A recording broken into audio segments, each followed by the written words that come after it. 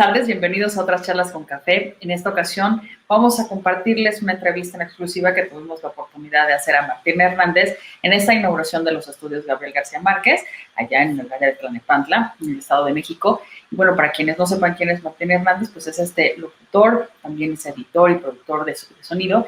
Él ha trabajado en principio con algunos editores, productores mexicanos, entre ellos está Alejandro González Iñárritu, bueno, que de quien fue también ahí parte de su crew haciendo el sonido y toda esta cuestión de la edición del audio, pero también él estuvo nominado en la mejor categoría en edición de sonido por Berman en 2014, también es ganador por la Asociación Cinematográfica de Editor de Sonido, y bueno, creo que vale la pena que escuchemos lo que él va a decir, que justo él estará a cargo de esta área y de este estudio de grabación en donde vamos a ver cómo hoy que ellos están trabajando con esta nueva forma de hacer este audio que sea diferente. Él es uno de los pioneros en hacer este audio excelente y de alta definición en diferentes dimensiones y bueno, pues justo nos va a platicar de esto. Así que los invito a seguir esta entrevista. Muchas gracias.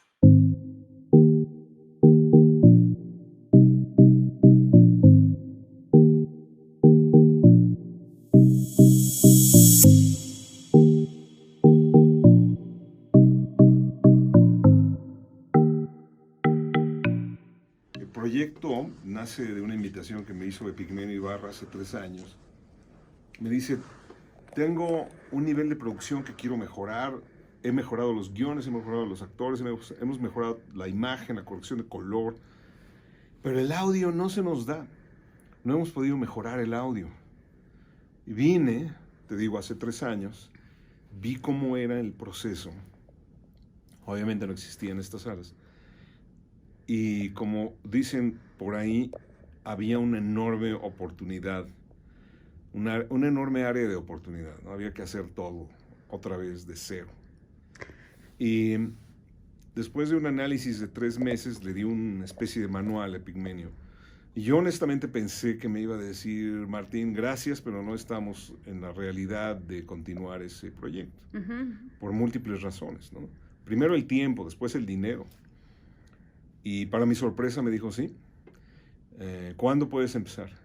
Mañana, empezamos mañana. Entonces, ¿qué significa eso? Primero, ahora que hablamos si hay una industria o no hay una industria en México de cine, por esta área, no hay una industria si no hay un proceso industrializado, no, en el mejor de los sentidos. No puedes tener un procedimiento que no derive naturalmente en una industria. ¿Cuál era el procedimiento? Pues eso es lo que hicimos.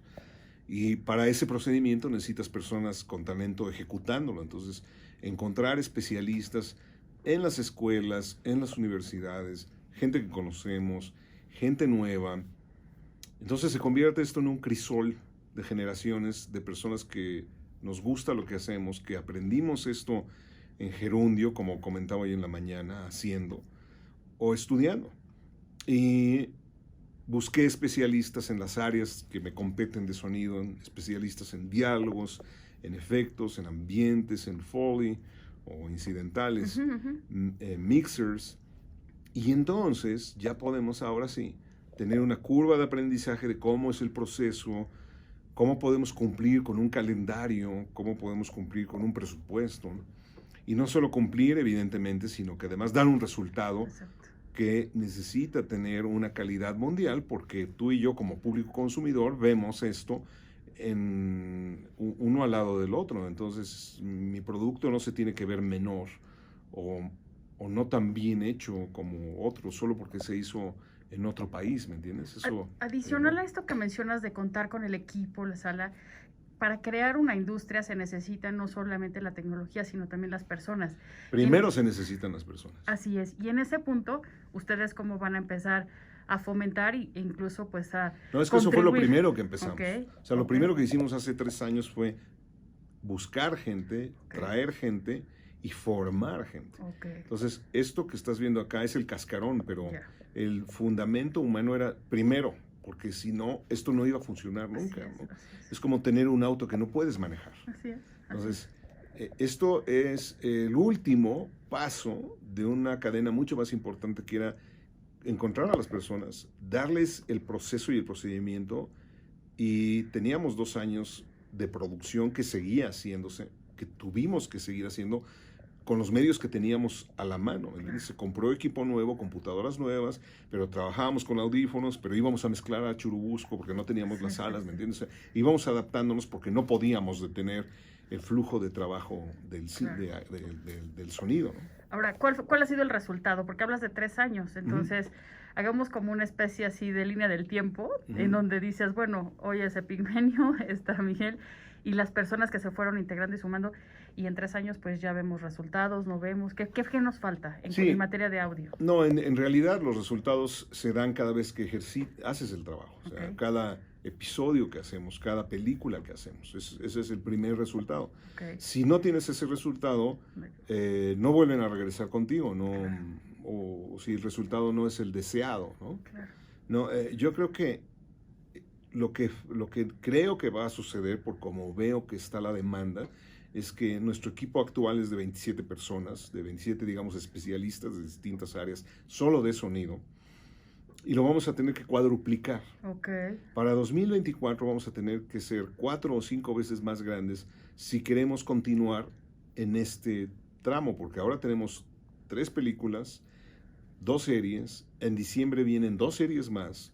El año que entra va a ir creciendo exponencialmente, entonces esta línea de ensamblaje que tenemos ya tan bien afinada, la necesitamos cuadruplicar en un par de años. Me gustaría que compartiera sobre todo con los jóvenes que de cierta manera pues nos gusta el cine, vemos detalles, a algunos nos gusta más la parte pues visual, a otros bueno la parte sonora, pero ¿cuál es esta importancia que tiene de desarrollar más profesionales en materia de audio y que incluso se hagan como estos expertos? Porque el audio yo creo que lo es todo para una escena. Cuando tú ves una escena y ves el behind the scenes de cuando ya se está, ¿no? La supervisora o supervisor musical de la intención, el ambiente y todo, cambia totalmente incluso la intención de la escena.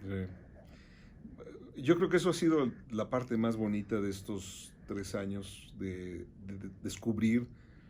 Los chicos acá, la mayoría están en los mediados de los 20, principios de los 30. Y son más chicas, además. Entonces, eso ha sido muy bonito porque te das cuenta que ya vienen con una cierta sintonía por esa especialización. Hay quienes llegaron directo a diálogos, hay quienes llegaron directo a efectos, hay quienes llegaron directo a Foley. Entonces, y algunos de ellos han querido probar distintas áreas, ¿no? Eso es muy bonito porque a su vez ellos traen o recomiendan a alguien más y seguimos buscando y escarbando. Eso no va a parar. Es decir, si realmente queremos dar el servicio que pensamos que tenemos que dar, necesitamos seguir trayendo gente y seguir involucrando en los procesos de cómo lo hacemos a estas personas, porque si tienes talento está bien, pero si no tienes el procedimiento, la formación, ¿no? Entonces pues, no sirve de nada el talento, se vuelve un acto heroico. ¿Qué debería tener como conocimiento previo? ¿Alguna ingeniería en audio? No. ¿Algo técnico? Nada. No es excluyente, pero no es privativo. Es decir, si sabes leer y escribir y te gusta las artes, puedes hacer todo. Puedes hacer lo que tú quieras. Aquí te vas a dar cuenta lo que puedes hacer haciéndolo. Claro. Ahora, esta parte es muy importante también. ¿Qué cosas también han encontrado que pudieran ustedes intervenir, como volverte estos estudios especializados? Porque hablaban en la inauguración, que me fascinó todo lo que mencionó, y sobre todo Epigmenio, de cuáles eran esos estudios que posiblemente pudiera estar en el cine independiente, y de pronto, en muy poco tiempo, surgieron muchos, y que hoy podemos tener realmente una industria cinematográfica que produce, que está también en otros procesos, no nada más de distribución, sino también de creación y producción. Entonces, ¿qué hallazgos, qué cosas se encontraron en México? Porque México también tiene una tradición cinematográfica. Sí, totalmente. Yo creo que siempre la hemos tenido. Lo que sucedía es que no hubo un oficio continuo, no hay una comunicación de generación a generación de yo hago este oficio y se lo voy a transmitir a alguien más. Pero ya hay, de 10 años para acá, ¿me entiendes? Yo descubrí especialistas que en México existen ahora, chicos jóvenes, que antes no estaban, ¿me entiendes? Entonces, eso no te digo, no va a detenerse, no va a cambiar. Eventualmente, esta exposición que tenemos como creadores de contenido en México no va a detenerse, eso va eventualmente a seguir creciendo, ¿me entiendes? Y lo mismo en otras partes. China viene con eso, evidentemente. Norteamérica lo lleva haciendo toda la vida, Europa, pero ahora ya estamos Asia, Europa, Norteamérica, Latinoamérica, México, evidentemente. Estamos compitiendo Ya con ventana con ventana, puerta con puerta. Entonces, no podemos quedarnos atrás, ¿no? ¿La competitividad tiene que ver con precio o tiene que ver más bien con No, la especialización? no debe ser con precio. Okay.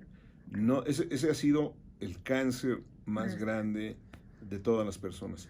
Si Epigmenio hace 3 años me hubiese dicho, oye, hay una manera de hacerlo más barato, lo que no me dijo, lo primero es decirle no. Okay. Y yo no entraría con nadie que piense así. Cuando no tenía experiencia y quería trabajar, acepté entrar a proyectos que no pagaban lo que yo creo que deberían de pagar. No porque yo crea que quiero, o sea, no me voy a comprar un coche, no tengo coche. Okay. Es porque lo quiero ver manifestado aquí, Sí. ¿me entiendes? Quiero que se note en mi trabajo, no para pagarle menos a la gente. Yeah. Entonces, nunca hagas nada si sabes que depende de ese pacto el resultado de lo que vas a hacer. Y te lo pregunto porque también hay una tradición de la formalización de los empleos o también de estas contrataciones que se hacen. Entonces, en esta cuestión, ¿de qué manera también habría que contribuir o hablar de cómo hay que respetar el trabajo, pagarse por hora? Y alguna vez algún chico que se quería dedicar justo a la supervisión musical me preguntaba, ¿cómo se calcula la hora de alguien que va solamente a seleccionar a lo mejor a una canción que ya existe? O bien, que busque quién crea esa canción. Yo lo tengo asignado. Okay. En el presupuesto de los proyectos tenemos esas labores asignadas, porque si no, no podríamos hacer un presupuesto. Claro. Entonces, esa asignación tiene referentes en lo que yo aprendí que se pagaba en otros mercados. Pero México no puede cobrar lo que cobra Norteamérica a una plataforma, porque las economías así son, ¿no? Sí. Entonces vamos a adaptar en esa misma escala, pero eso no quiere decir que vamos a pagar menos solo porque sí, ¿no? En realidad, nuestra realidad mexicana es, si una película en Estados Unidos puede gastar $1 millón en el sonido, México no tiene para pagar $1 millón en el sonido. Esa es nuestra realidad. Así es. Probablemente tengamos 10 millones de pesos. Ok, que es 10 millones de pesos, se dice así, pero a mí se me hace muy poco para cuando ves la producción de lo que cuesta una película. O sea, es nada. Entonces, pero, y digo probablemente, 10 millones de pesos es mucho dinero. Okay.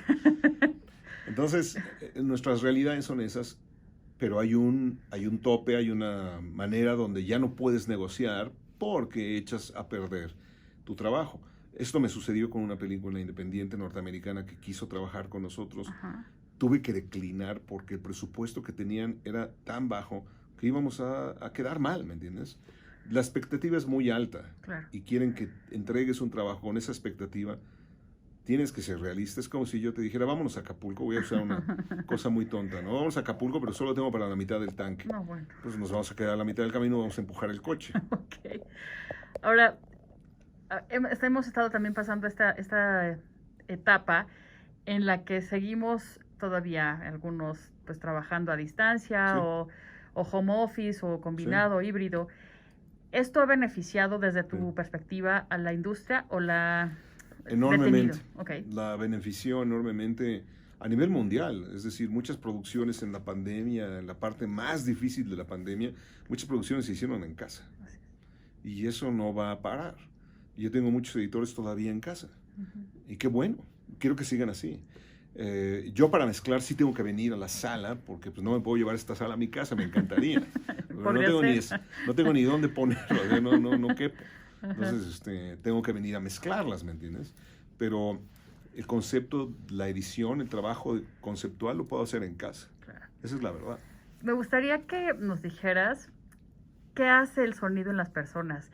¿Cómo detona emociones? ¿Cómo despierta? Sí. Sobre todo para cualquier proyecto audiovisual. Depende del director, en realidad. Si el director ya lo visualiza, ¿Ya te da la línea? Va a suceder. Okay. Porque acuérdate que todo es una historia dentro de la historia. O sea, está el guión, que es una historia, y está la interpretación del actor que va a proveer otra línea paralela de historia si es un buen actor. Y lo mismo el sonido está constantemente inventando algo que no está, es decir, hacer sonido y tú ves un bosque y un río, no es poner el sonido del río y del bosque, no, eso ya está. Sí, sí, sí. Eso también lo vas a poner, pero ese no es el sonido. El sonido está en la belleza o en la tristeza o en el desasosiego o la imposibilidad. Ese sonido de esa otra historia que está sucediendo entre el río y el bosque, ese es el descubrimiento, eso es lo que hacemos. Ahora, pensemos en esto que mencionaba Alvin Toffler, ¿no? En 1970 y algunos desde la ciencia ficción que futureamos un poco con esos otros distópicos. ¿Cómo ves de aquí a 30 años? Porque yo hoy estuve en esta experiencia virtual que te mencionaba antes de iniciar esta entrevista, que pues ya lo ves en ciertas universidades que tenemos ciertos equipos y demás, pero ya verlo en grabación y demás ya es otra historia. Ver aquí ahora esta misma sala en donde me imagino que tú puedes ya hasta producir la voz, no nada más grabar una voz, puedes producirlo. ¿Hacia dónde crees que va? Pensamos en 30 años, de aquí a 30 años, ¿qué le va a pasar esto? ¿Va a haber robots? ¿Va a haber cómo ven? No lo sé, soy muy malo futureando. Ok. No tiene, así no te imaginas. No tengo ni idea, pero yo creo que tendrá que ver mucho con una interpretación individual, es decir, cada vez las personas estamos más cerca de decidir qué queremos ver, en qué momento lo queremos ver, de qué forma lo queremos ver, ¿me entiendes? Okay. Y eso no va a parar, yo creo que tendrá que ver con eso probablemente. Y en cuestión de las audiencias, en cuestión de la gente, ¿qué crees también que se sofistique? Yo así les digo, que cada día somos más sofisticados, incluso hasta para disfrutar en casa. Anteriormente, pues, perdón por la expresión, pero era una cajita, de televisión y en algunos casos, pues, ni siquiera control remoto. Luego ya se hizo más especial. Yo no sé si somos más sofisticados. Okay. No, yo creo que hay una enorme pérdida. Yo creo que no es un bonito futuro. ¿No? ¿Te refieres a que porque lo podemos ver en diferentes dispositivos?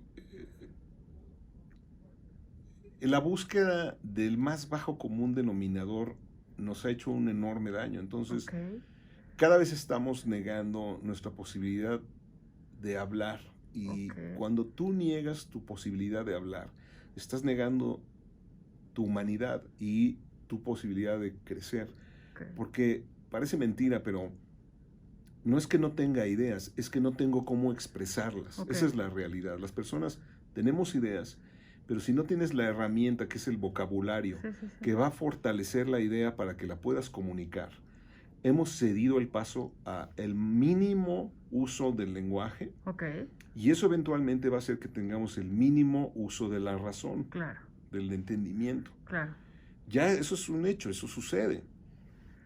Y hay muchas personas que probablemente estén escuchando esta conversación y no entiendan nada de lo que estás diciendo. ¿De qué está hablando? ¿Por qué usa esas palabras? Cada palabra que perdemos es un día de retroceso en la humanidad. Y entonces yo no creo que seamos más sofisticados, somos bastante... Te lo digo porque quienes gustamos de esta industria, y hablo desde una perspectiva de espectadora, pues nunca vas a cambiar de ir a una sala de cine a verlo en tu casa. Si tienes en casa, pues vas a buscar el tener ese sistema de home theater, o no verlo en un dispositivo, a lo mejor por lo que comentas, que hoy por hoy pues puedes verlo desde cualquier gadget, ¿no? No, porque hay gente que sí se espera o prefiere, o los que estamos también esperando, por ponerte un ejemplo, ¿no? En la Cineteca, que esté la temporada especial rumbo a los Arieles o a los Oscar, no sé. Entonces, a eso más bien me refiero. Eso va a seguir existiendo. Eso yo creo que sigue existiendo. Tú puedes escuchar un show Atmos de los nuestros en tu teléfono con audífonos. Y además, hay algo que a mí me mueve mucho, y estando contigo no quiero dejar fuera esa pregunta, porque también de qué manera el diseño y producción de otro tipo de audios, estas experiencias que se hacen ya de 8 dimensiones, 16 dimensiones, ¿qué tan factible es que se haga para un mercado más comercial? Sí, es lo que hicimos con Alejandro González Iñárritu en Carne y Arena, Okay. que es una instalación virtual. Okay. Pero Sí. llevarlo al cine, llevarlo a esta... Porque en una instalación, pues si tú controlas como, vamos a decirlo así, como productor, pues el audio, les das a las personas ese audio. Pero llevarlo a cine, llevarlo a estas salas donde tienen estos equipos, ¿es posible o sí está todavía limitado, sobre todo en México? No, no está limitado. Okay. No. Es una plataforma que sigue desarrollándose y que se sigue investigando, pero funciona al revés. Okay. El espectador de un evento de realidad virtual es el que decide cómo escucha. Okay. Es al revés. Tú como espectador Sí. decides cómo lo vas a escuchar, qué vas a escuchar. Okay. Porque hay un movimiento físico. Sí. Okay. Entonces, más bien es al revés. Tú tienes que llevar la columna vertebral de la experiencia cinematográfica a este lugar. Okay. No tienes por qué llevar el mundo virtual al cine, porque son cosas distintas. Es como querer meter la televisión en un radio. Okay. O sea, son cosas que no tienen Digamos que ver los una medios tienen sus otra. lógicas, se respetan, y en el cine no podría llevarse a ese nivel de inmersión. No es cine. Okay. No es cine como lo entendemos. Okay. Sí puedes hacer una obra, por eso mencionaba la de Alejandro, Sí, es qué director. bueno. Sí puedes utilizar eso como el futuro de la manifestación artística que hoy como entendemos como cine. Okay. Eso sí, Okay. pero ya no es el cine como hoy lo entendemos.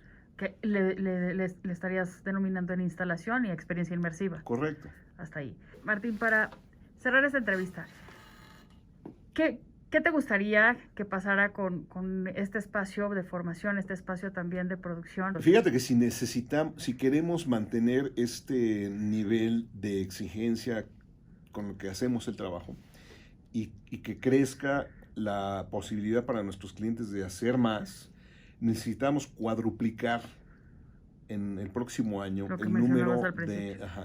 hoy estamos 27 personas aquí, la mayoría de ellos entre los 20 y los 30. Yo soy el más viejito de 58 y de ahí para abajo. Entonces, si queremos hacer eso, tenemos que cuadruplicar. Eso es muy bueno porque hay gente allá afuera, hay mucho talento, ¿me entiendes? Y aquí lo puedes potencializar, lo puedes aprender. Nadie llega sabiendo. Okay. Yo estoy aprendiendo aquí también. Eso es lo que me gusta de mi trabajo, sigo aprendiendo las cosas que hago. Entonces, si vienen y se dan cuenta de que hay un nicho ahí donde pueden hacer algo, potencializarse, aquí es el lugar. Así es, pues ya está, aquí está la puerta y pues te agradecemos muchísimo que hayas estado hoy con nosotros.